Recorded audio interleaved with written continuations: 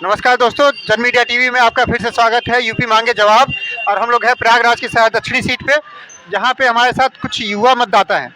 युवाओं की बात हर पार्टी करती है, लेकिन हम इन्हीं युवाओं से ही जानते हैं कि जो मुद्दे हैं जिसको लेकर के वो आगामी 27 तारीख को यहाँ पे वोट करेंगे, वो आखिर कौन से मुद्दे हैं। आप अपना संक्षिप्त परिचय देते हुए।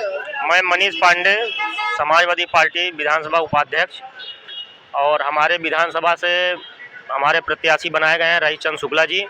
और ये शहर दक्षिणी के युवा और जितनी जनता है रईस चंद शुक्ला जी के साथ जाना चाहती है। भारतीय जनता पार्टी इस समय एकदम गुंडई की काम कर रही है। आज हमारे पार्टी का कहीं झंडा आपको पूरे शहर में नहीं दिखेगा, और अगर कहीं बाई चांस गलती से दिख भी गया तो उसके घर का चालान कट रहा है, उनको परमिशन लेनी पड़ रही है। आप सीधे देख कर आइए, पूरे इलाहाबाद में भारतीय जनता पार्टी का झंडा लगा हुआ है, उसकी चालान क्यों नहीं कट रहा। आप लोग पत्रकार हैं, इन चीज़ों को आप लोग दिखाइए।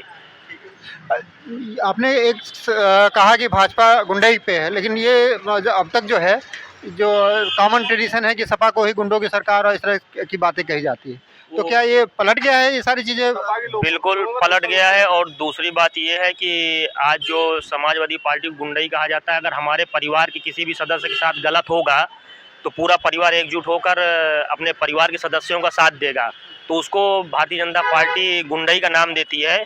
और वास्तविकता में गुंडई क्या है वो भारतीय जनता पार्टी से आप पूछ सकते हैं। जब अभी जिला पंचायत चुनाव हुए थे तो उसमें जो सदस्य चुने गए थे, जनता के द्वारा चुने गए थे, उपचुनाव जहाँ जहाँ हुए वहाँ समाजवादी पार्टी बहुत बढ़िया अंतर से जीती है। और जब उसके प्रमुख और अध्यक्षों की चुनाव हुआ तो उसमें भारतीय जनता पार्टी ने अपने सदस्यों को जिताया। तो उससे आप अंदाजा लगाया जा सकता है कि गुंडई किस चरम सीमा पर है। ब्लॉक प्रमुख की बात करें तो प्रयागराज की खासकर बात करें तो ब्लॉक प्रमुख तो सपा के भी काफ़ी जीते हैं। तो जीते हुए हैं, मतलब उनको नहीं बन पाए, क्यों नहीं बन पाए, वो मानना है क्यों नहीं बन पाए, वो आप लोग तो अच्छी तरह मालूम है। इनका मानना है कि मतलब जब पहले नाम बता दीजिए। सुनील प्रताप सिंह मेरा नाम है। आप बताइए।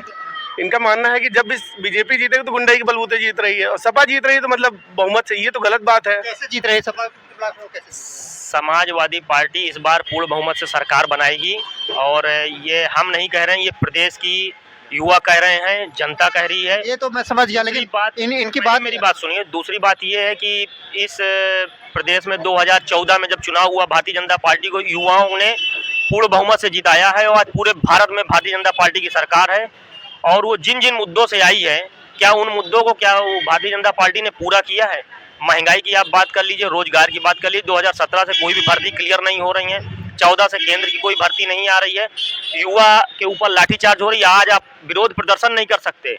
मैं आपको बता दूं कि जब भारतीय जनता पार्टी की सरकार नहीं थी प्रदेश में, भारतीय जनता पार्टी के लोग प्रदर्शन करते थे, कभी उनके ऊपर लाठीचार्ज नहीं हुई, कभी उनके ऊपर मुकदमा नहीं लिखे गए।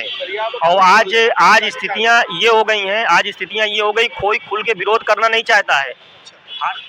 तो मतलब प्रशासन से ऐसा विरोध करने का आपका अधिकार है, ठीक है, लेकिन गलत तरीके से नहीं। तोड़ फोड़ मत करिए। विरोध करने के लिए कभी मना नहीं किया गया आप लोगों को, लेकिन आप तोड़ फोड़ करेंगे तो उसके लिए फिर जो सरकारी संपत्ति का नुकसान हो उसके लिए कौन जिम्मेदार होगा? या किसी की प्राइवेट संपत्ति है, गाड़ी तोड़ी जाए, कुछ चीज़ें तोड़ी, उसके लिए कौन जिम्मेदार है? वो शख्स है ना। आपको जो करना, विरोध प्रदर्शन करिए, आपका अधिकार है। किसान ने किया ना वहाँ, इतने साल, पूरे 1 साल तक विरोध प्रदर्शन किया। कितनी बार लाठीचार्ज हुआ वहाँ पे? वहाँ किसानों ने जो विरोध प्रदर्शन किया है, वहाँ की स्थितियाँ आप देख लीजिए। कोई कर पाया? किसान ने सहारनपुर में किया तो विरोध प्रदर्शन, हासिल क्या हुआ उसका? आज अजय सिंह टेनी जो मंत्री हैं, मैं तो नहीं जानता उनको, नाम सुनता हूँ। आपने उनके लड़के को जेल में बंद करके आपने एहसान कर दिया। और आने दीजिए सरकार दोबारा, अगर भारतीय जनता पार्टी की सरकार आ जाएगी, यहाँ जीना मुहाल हो जाएगा प्रदेश की जनता का। हमारे पास देखिए 2 युवा हैं, दोनों अपने पक्ष बहुत ही मजबूती के साथ रख रहे हैं। और हम अपने दर्शकों से अनुरोध करेंगे कि इनकी बातों को बड़े ध्यान से सुनिए, क्योंकि यहीं से आपको रास्ता मिलेगा। ये जो यूथ है, यही भारत का भविष्य है। तो इन दोनों की बातें सुनी जानी बहुत इंपॉर्टेंट है। मैं बीजेपी की सरकार के साथ हूँ, और फिर से पूर्ण बहुमत से आ रही है, उसमें कोई वो नहीं। भाजपा के क्या मुद्दे हैं और सपा के क्या मुद्दे हैं? इनके हिसाब से उन्होंने एक्सीडेंट किया, ठीक है, एक्सीडेंट किया, वो जेल में भी तो है, फांसी तो नहीं दी जा सकती। सजा जो उन्होंने किया उसके बदले सजा तो मिल रही है ना। सुप्रीम कोर्ट हिसाब से क्या किया जाए ये बताइए।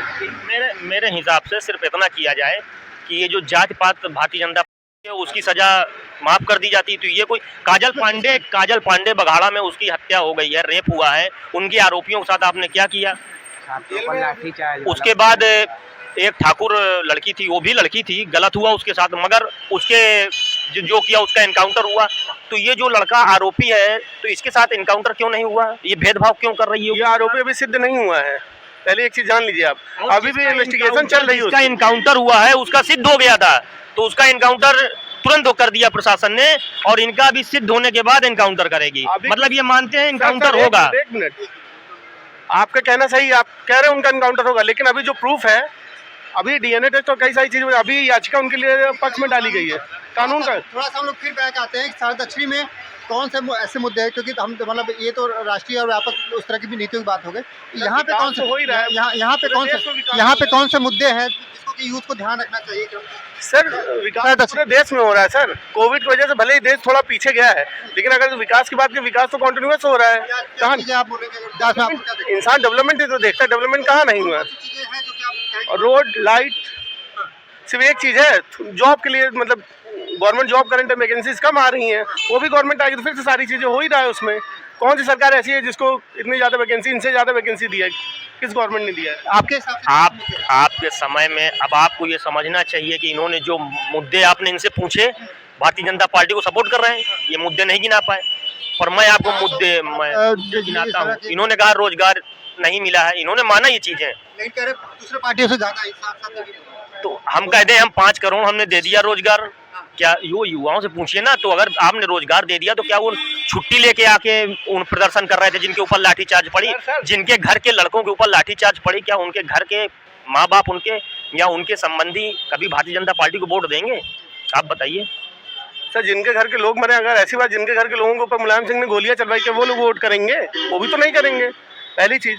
दूसरी चीज़, सपा सरकार में lower court, high court, supreme court, जितनी वैकेंसीज आई उठा के देख लीजिए आप, उनके साथ यही हुआ है। इसमें कम से कम कुछ लोगों को जॉब तो मिली है, 69,000 में कितने लोग बचे हुए हैं देख लीजिए। टीचर्स की निकला है ना, प्राथमिक टीचर, और भी कई सारी वैकेंसीज निकली हैं, और आप गिना नहीं पाएंगे। 69,000 जो टीचर की वैकेंसी की बात कर रहे हैं, वो वैकेंसी बहुत पहले की थी वो, और ये भारतीय जनता पार्टी की योजनाओं को आप इनसे पूछिए। थोड़ा सा अगर हम सपा को लेके चले, तो सपा अगर सरकार आती तो आपको क्या डिफरेंस दिखेगा भाजपा और सपा सरकार? आज जनता कह रही है कि हमको यहाँ पर खाने को दे रही है भारतीय जनता पार्टी, हम केवल इतना पूछना चाह रहे हैं कि क्यों मार्च तक ही देगी फ्री का खाना, उसके बाद क्या जनता को भूख नहीं लगेगी? मगर माननीय अखिलेश यादव जी ने तो 5 साल राशन देने की बात कही है, 300 यूनिट बिजली देने की बात की है, किसानों के लिए अच्छी योजनाएं ला रहे हैं। तो उन सब चीज़ों को प्रदेश की जनता को आप मीडिया के द्वारा उन सब चीज़ों को जनता तक भेजनी चाहिए। आज अखिलेश यादव रात में रैली कर रहे हैं, वहाँ की भीड़, कोई भी पत्रकार भीड़ वहाँ की नहीं दिखा रहा। अगर सोशल मीडिया आज हमारी ताकत न होती तो जनता तक, हम लोगों तक ये चीज़ें न जा पाती कि भारतीय जनता पार्टी बेटर है कि हमारी समाजवादी पार्टी बेटर है। बिल्कुल कर रहे हैं, बिल्कुल कर रहे हैं। जो है अभी हमने मुद्दों की बात करी, इन्होंने कहा सपा आएगी तो ऐसे ऐसे, भाजपा और सपा में, क्योंकि दोनों सरकार देख चुकी है। इससे पहले तो सपा ही थी, क्या कर दी? मतलब जब आएगी फिर से दोबारा फिर उनको मौका दिया जाए, मौका दिया तो गया था, इतने साल से सपा भी थी, बसपा भी थी, क्या कर दिया उन्होंने? प्रयागराज की बात करें तो सड़कें चौड़ी हुई हैं और इनके भाजपा में, तो इन सारी चीज़ों को जो सड़क चौड़ी करने की आप बात कर रहे हैं, उनकी स्थितियां आज आप देख लीजिए। बालसन चौराहा इलाहाबाद का सबसे बड़ा चौराहा है, वहाँ की स्थितियां आज आप देख लीजिए, रोड में चलने की कंडीशन नहीं है। रोड कुंभ में बनी है, उसके बाद 2 महीने में ही रोड की छीछा लेदर हो गई है। हीबेड रोड पे चल रहे हैं ट्रक, नगर निगम के दौड़ रहे हैं, उनमें बच्चे दब के मर रहे हैं, उनका जिम्मेदार कौन है? नगर निगम की ट्रक रोड में फर्राटा भर रहे हैं, उनकी जिम्मेदार कौन है? आप बताइए। नगर निगम की जो बसेज आप बोल रहे हैं सर, सरकारी काम तो चल ही रहा है, करंट टाइम कंटिन्यूअस है, डेवलपमेंट हो रहा है, अभी भी हो रहा है, ऐसा तो नहीं बनेगा। मैं बताऊं, सुनिए, जो ये सैनिटाइज हो रहा है, पत्रकार बंधुओं से ये कहना चाहता हूं, जो सैनिटाइज हो रहा है इसकी छानबीन करिए आप कि क्या वास्तव में जो सैनिटाइज हो रहा है इसमें किस चीज़ की मिलावट है। अभी जो सैनिटाइज हो रहा है ये सरकार के कोटे से जा रहा है या किसी मंत्री विधायक के कोटे से जा रहा है?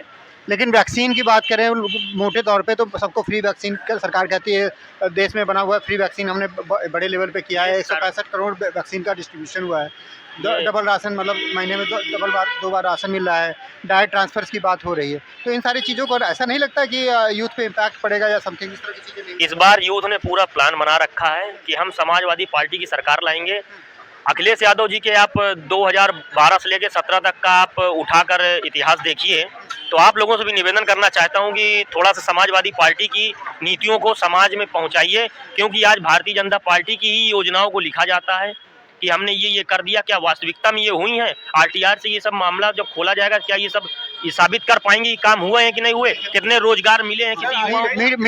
मीडिया का काम देखिए आईना दिखाना होता है। आपने बोला बिल्कुल बिना कट का ये सारी चीजें जनता तक जाएंगी। आपने बोला बिना जनता, ये जनता को मैं दिखाई। बात से मान रहा हूँ, आरटीआई दाखिल करिए ना, है कि नहीं है? आपको अधिकार है उसका, आप क्यों नहीं मांग रहे हैं? परेशान न होइए, सब दाखिल और 10 तारीख उसका जवाब मिल जाएगा। 10 मार्च से ज़्यादा नहीं है, ज़्यादा दिन नहीं, कुछ दिन और। एक बहुत ही अच्छे डिबेट में अब हम युवाओं से कहेंगे कि खुल करके अपनी बात रखें। जिस तरह से कमल जी हैं, आप मनीष पांडे जी हैं, सपा से हैं, आपका नाम सुनील सिंह जी है। इन लोगों को अप्रिशिएट मैं करूंगा कि जितनी बेबाक तरह से अपनी राय रखी है, बिना बेखौफ होकर के। यहाँ पे हम लोग शहर दक्षिणी में हैं, इनको इससे फर्क नहीं पड़ता कि नेता कौन सा नेता क्या सुनता है। इन्होंने स्पष्टता के साथ अपनी बात रखी है और आज के युवाओं को चाहिए कि इन्हीं की तरह से अपनी बात रखे, चाहे वो पक्ष का हो या विपक्ष का। लेकिन इस तरह के अगर मुद्दे नहीं रखे जाएंगे तो समाज में चीज़ें नहीं, विपक्ष का भी बड़ा अच्छा रोल होता है, क्योंकि सरकार पे दबाव बनाए, चाहे वो भाजपा के लोग रहें चाहे सपा के लोग रहें। इस तरह के खुल करके लोग आए और जन मीडिया की तरफ से हम दोनों युवाओं का धन्यवाद करते हैं कि इस तरह से अपनी बेबाक राय रखी है। जन मीडिया टीवी के लिए प्रकाश मिश्रा, योगेश शुक्ला के साथ, धन्यवाद।